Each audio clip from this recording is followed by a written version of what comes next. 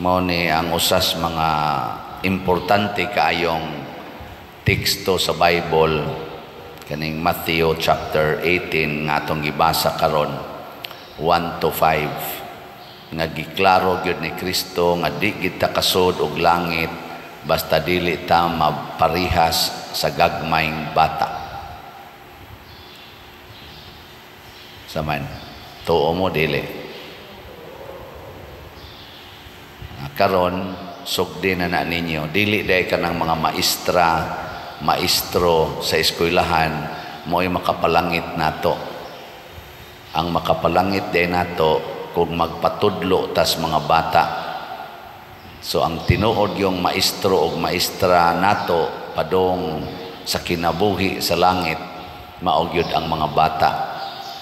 Subo lang palandongon kay ang mga bata mao na manoy atong kasab-an, mao na may atong patudluan sa mga maestro o maestra. Nya kana ra bang mga maestro o maestra kasagaran mga impiernohonon. Nya mo'y magsigig tudlo sa mga bata kunuhay aron sa ilang kaugmaon. No? Hasta sa ding pare, mo'y magtudlo sa mga bata, mga katikista, tudlo sa mga bata. Nya dito, ang tinuod ay yung magtutudlo aron ta makaadto sa langit, ang mga bata. Ngilingi ay mong tupad. Ing na ato ng balihon, ang bata na magtudlo sa classroom. Dili na ang maestra. Example ha, kinsa may waysa kanang kinder pupil o kanang teacher sa kinder. Oh, nara, klaro ana. Di sato pa ang maestra unta sa kinder magsigi og sunod unsay itudlo sa kinder na mga pupil. Ana, haron wa sila isa. Kinsa may minus og sa ang grade 4 nga estudyante o ang maestra or maestro sa grade 4? Kinsay minus og sa? Ang grade 4. Di ba? Ang lidingi ay mamudiya. Kay kung kining atong pag-eskwela ba, kining atong pag-eskwela dinhi sa atong kalibutan, hangtod mo graduate ag college, masteral pagyod, mag-doctorate pagyod, ug mudalan ni natos impierno wa ni kapuslanan oy. Di ba? Unsay kapuslanan nagsigi kag gasto para lang ka maimpierno? Way kapuslanan. Ako'y mga degrees, mga upat kini kabuk akong degrees. Og padung ra ko sa impierno ani, wa ni kapuslanan. Ano pagkataong maghago-hago na pagyud ko yung mga kailang pari nga tagutlo kabuok doctorate, tagupa, tagilma kabuok doctorate. Dito pagyud nang eskwela sa Roma, dito sa UST, dito sa San Jose, sa Loyola, dito pagyud sa pananguban dihang mga sa Spain nga eskwelahan. Og mao na lang sanay makapaimpierno namong mga pari ay may pag maghimo na lamig bata aniha katoy among himoong maestro. Pader nganong naghimo mo kag bata namang kay gipaanakan akong himoong maestro ana, di ba? Saman sakto dili libog na mo. Hasta ako galibog sa ko, hasta sa mga tinun-an naglibog sa sila panahong Kristo. Pero klaro ramang kayo ni ang gustong itudlo ni Kristo nga atong sundon ang mga bata sa ilang pagkaway sala. Imitate the innocence and purity of the hearts and minds of children. Maunay sakto. Kamong mga ginikanan, tutukin ang inyong mga anak. Kanang gagmay ba? Kanang gagmay mga bata gikan sa pagkatao hangtod gyud sa pagka mga tingali mga 7 years old. Kana tutuki ra gud na sila unsay kinaiya gyud sa bata nga makapawagtang sa atong sala, makapawagtang sa atong mga impurities. Una, ang mga bata pariha diri sa Israel nga gihisgutan mapaubsanon, muangkon sa kamatuoran. Dili ang bata mo deny sa kamatuoran. Iya ginang ipakita transparent kay siya sa kamatuoran niya. The truth in him, transparent ang bata. O kahiyo na siya, mangihi. O kalibangon, libang. Wagi panagana, transparent ba? O gigotom, mukaon. O gisakitan, muhilang. O nalipay, mukatawa. Ipakita ganyang kamatuoran. Di ba? Giko no, lingi ay mong tupad. Ing na, mupakita dyan kas tinood. Kamong mga asawang ni aron dinhi ubay-ubay magumoy kumparar sa mga bana. Kinsa ninyo dinhi mga asawaha nga wa gyud itago bisan gamay ngadto sa inyong bana ta sa kamot. Nang wa gyud ka pamakak ba? Wa gyud ka pamakak. Nay usang ni isa hinaot pa unta nga tinuod, pwede na siya mamatay. Nga naman, ditso na nas langit. Uy, wagin mo isa ang kadaghanan kay mga bakakon. Mga bakakon ta. Ang bata di na mamakak. Kana mga bata, o di lang ginatudluag pamakak, di lang naingnon sa ginikan. Ikaw, exultiha. Mamakak na lang sa ng bata, kay tudluan mas mga dagko. Ing nasikuan, anak. Mamakak na lang hinoon. Pero kung ang bata lang yung imong pasagdan, uy, di gina mamakak. Ang kamatuuran iya ginang ipadayag. Transparent ang iyang truth. Dili pras nato nga tinabunan ang truth. Buhok palang daan, tabunan. Dili ipakita ang tinuod nga buhok. Kilay binadlisan, di ipakita ang tinuod nga kilay. Naong, gipaputi, gipahamis, ginusnusan, kay di ipakita ang natural nga naong. Maunay ato, tinabunan ba? Waxing. Sa psychology na, waxing our personality. Outside, nindot yun ko. Nindot. Pero inside, nagkabuang na di ay, munas ginhawa di ay, padong na di ay maghikog. Pero sa gawas, okay, nice kayo, oy. Okay ra ba dyan ko? Okay ra dyan ko. Pag abot ito sa balay, may pamatay. Ipakita na. Mabitan na ka na, mag-counseling ko din. Hilak na yun. Mawapagani kasulti, hilak na. Kung ano, ni anhim, siya din maghilak-hilak. Pero musabot rasad ko, anak, kay gusto man ko nga mo gawas yung padir, lain akong gibati, pwede ra mo hilak. No, sige lang, hilak lang diha god. Ipakita ang kamatuoran. Nya muluag dayon ang iyang gibati. Anang mo hilak na, nya mo angko na siyang sa, nga wa gina niya angko na ako padir.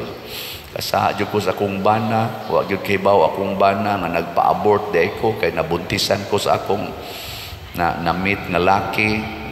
Kauban ako sa opisina, naggimik-gimik mi, unya nagtukhang-tukhang mi ginagmay.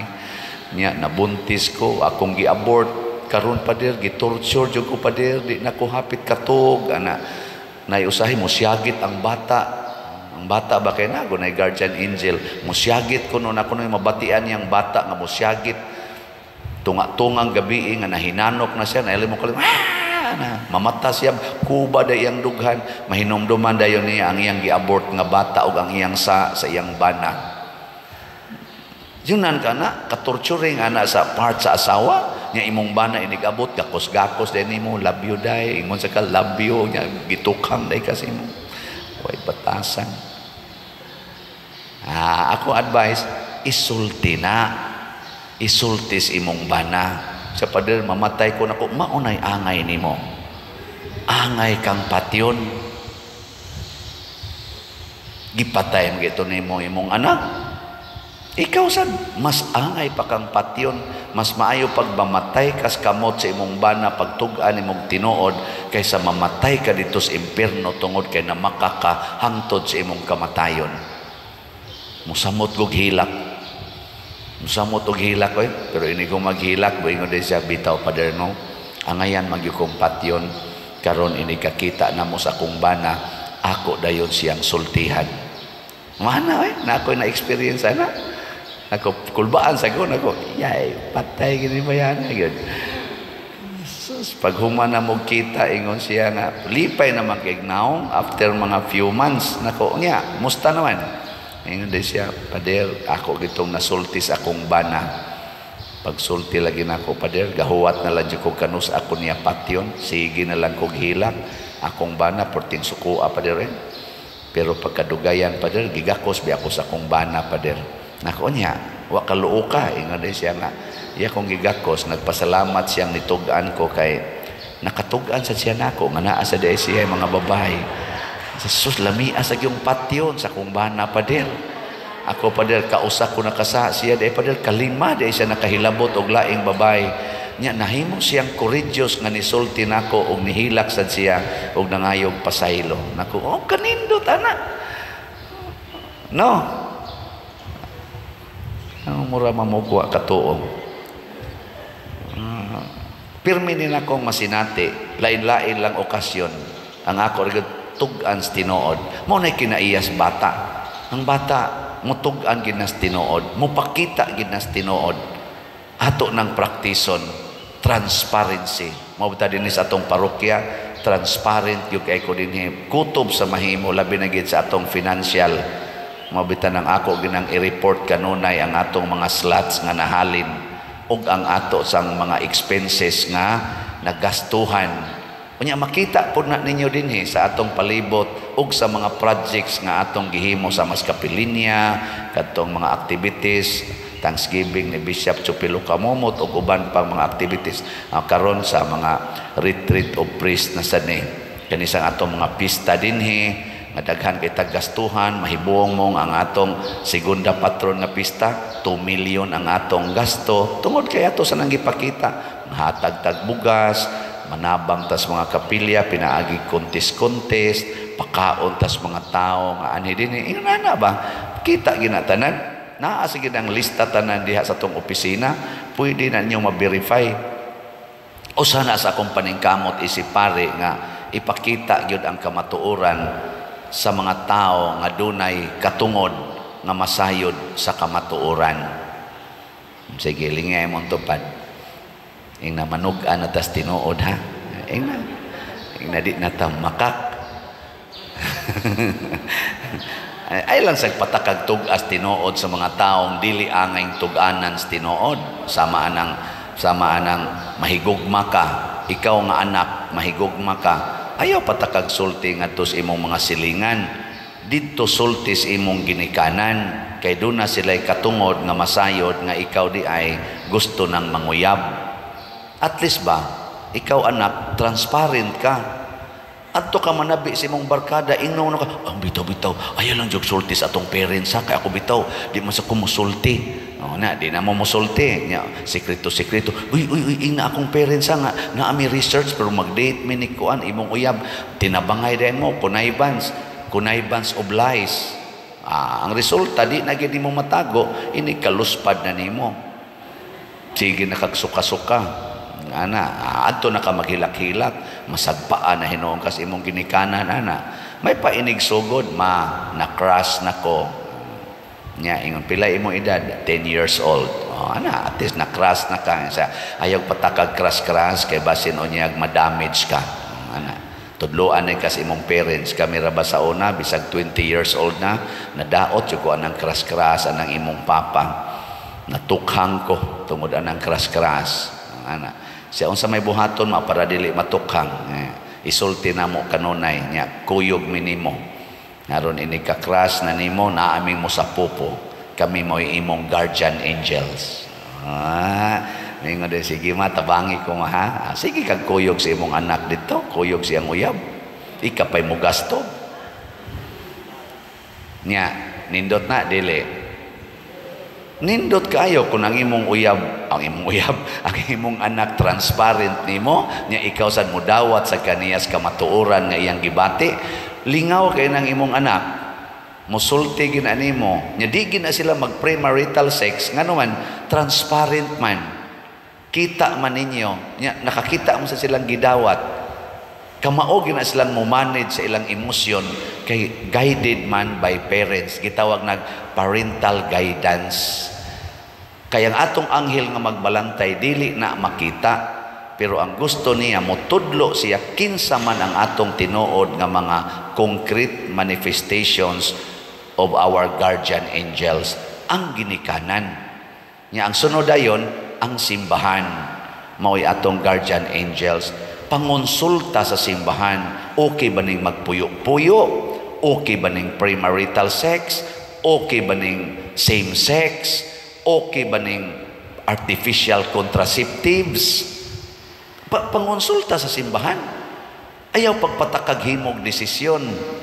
Tungod lang kay parent ka, maghimo kag desisyon si mong anak nga okay ra ginang puyo-puyo, total civilly married naman. Ayaw pangonsulta sa simbahan. Ana ba? Hasta gani sa imong paghikog, pangonsultas pare aron ma-schedule daan ang imong haya. Ana ba? Nawa, di ba? Di ginamadayon imong hikog. Huwag moingon kas pare nga, Pader, gusto ko maghikog. Pila imong edad? 23 years old. Uy, ngano maghikog man ka? Nabuntisan ko, wa na nako makontak ang akong nakapabuntis nako ni sibat. O niya, gisalikway ko sa akong parents, gisalikway pa ko sa akong mga relatives. Wa na'y meaning akong kinabuhi, nahagbong pa ko sa among exam. Gusto na ko magpakamatay. Isulti nas pare. Di ba tiwasan ka? Di ba tayo? Mayroon din ang pare, day, kanang imong kasakit, gituyo na sa Ginoo nga ihatag nimo aron makaamgo ka sa imong pagkabuangon. Balik og sunod sa Ginoo and everything will be all right. Pwede anhin na lang ko puyo, Pader? O, pwede na ka din puyo. Pare na mo'y mag-guide nimo. Mana?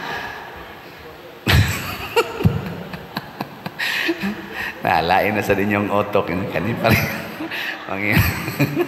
23 years old di ka na giyahi ba giyahi ana na may daghang mga madre diha sister sa gupao sa rin di ang sinalikway na ako'y gihimo ha nanay gisalikway na siya siyang mga parents siyang relatives ana akong gisagop 20 years old. Porting guwapaha. Akong gisagop. Niya human gibutang nako sa mga madre. Niya ang mga madre mao'y ning himo og paagi nga maka-eskwela siya. Niya ako'y naggasto. Ni graduate siya cum laude sa HRM. Karon manager na sa usa ka dako kayo nga kana ganing business establishment ganing dinhi sa atong Pilipinas. Nya nanay anak tulo ka buok maayo ang iyang pagkabutang ana in siya sus Pader og wa pa jud ka ato hain nakakaron padong tuod ay mo kang pare di ka mao ana ka mao kining tanan ato ning gisulti dinhi tungod kay gusto tang transparent nya ang transparency mo resulta na og holiness og purity in our lives. So mo na itudlo sa atong guardian angels matud pa ni Kristo sa atong ebanghelyo nga matnguni nga dili mo magtamay niining gagmayng bata.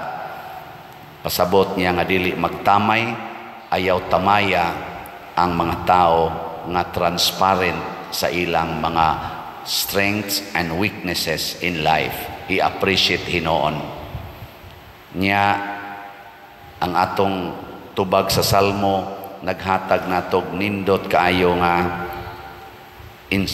inspiring nga pagtulunan ang Ginoo magtukod pag-usab sa Sion ug mopakita diha sa tanan niyang himaya.